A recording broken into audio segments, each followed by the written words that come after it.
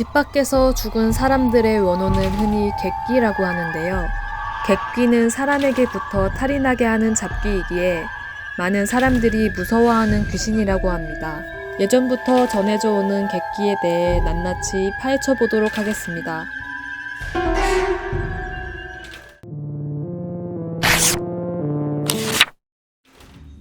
객귀란 떠돌아다니는 귀신을 부르는 말로 손님 또는 나그네라는 뜻의 객자가 붙여진 단어입니다.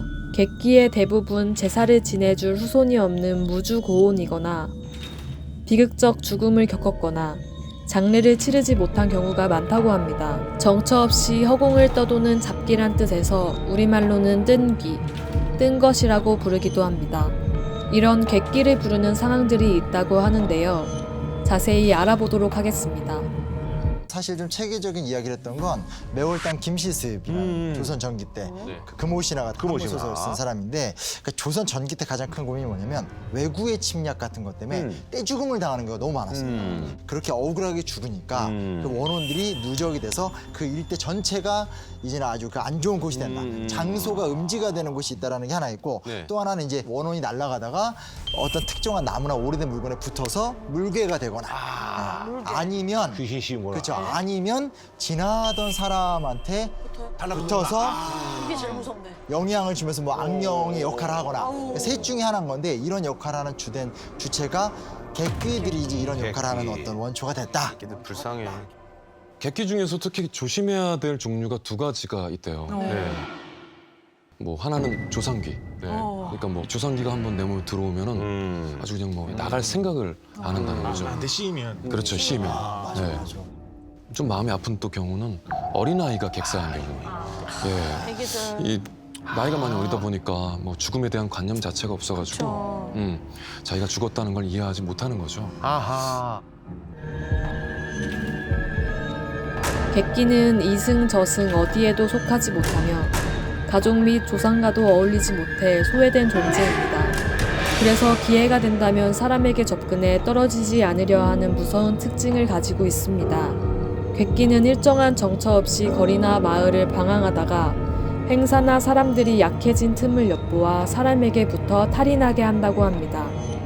특히 음식이 많은 잔치에 나타나 사람에게 붙는다고 하는데요. 객귀가 붙으면 몸에 병이 나타나는데 이때의 증상은 다른 병과 확실히 구별된다고 합니다. 외출 전에는 아무런 증상이 없었는데 귀가 후 갑자기 오한이 나며 입맛이 없어진다거나 두통, 복통, 급체의 증상이 나타나면 객귀에 씌인 것이 아닌가 의심해봐야 한다고 합니다. 특히 병원에 가도 증상을 알 수 없다거나 치료를 받아도 차도가 없다면 객귀에 씌인 것이라고 합니다. 다행히도 객귀가 들렸을 때 떼어내는 방법이 있습니다. 아니 그러면 저기 그 객귀를 장인어른이 어떤 뭐 방법을 취하지 않았습니까? 그렇죠? 네. 객귀를 좀 이렇게 떼어내는 방법이 있나? 옛날 방식에 객기 물리기라는 게 있어요. 객귀 물리기요. 객기 물리기. 네. 이제 몸속에 들어간 객기한테 약간 협박, 그다음에 충격을 같이 주는 아하. 거예요. 뭐 회유도 하고. 네, 그렇죠. 일단 바가지에다가 구수한 된장 국밥 같은 거 있죠. 이런 걸 넣어서 객기한테 정신을 좀 팔리게 이렇게 한 다음에 객기 들린 그 사람의 머리 주변에 식칼을 빙글빙글 돌리면서 이렇게 슬슬 돌리면서 쓱 물러가라, 물러가지 않으면 내 몸을 쳐서 한강에 던져버릴 거다. 물러가라. 진짜 물러갈 것 같아. 이렇게 해서 약간 이게 협박을 또 하는 거죠. 이렇게 아니 협박을. 그게 아니라 뭐 좋은 거 먹이는 것도 아니고 된장국 한 그릇 먹이고 정말 아니, 너무하네요. 아니 예. 옛날 방식이니까. 그렇죠, 그렇죠. 그때 예. 된장국에 밥이면 뭐 최고죠. 이렇게 맛있죠. 이렇게 해서 칼로 이렇게 또 해줘요. 그러면은 이렇게 정신을 이렇게 팔린 다음에 이 칼을 대문 밖으로 휙 던지는 거예요. 네, 네. 당신의 칼을 받아라! 당신의 칼을 받아라! 하얀색 긴 원피스를 입고 길게 풀어헤친 머리가 아주 지저분하게 엉켜서 얼굴을 가리고 있는 여자. 무섭다.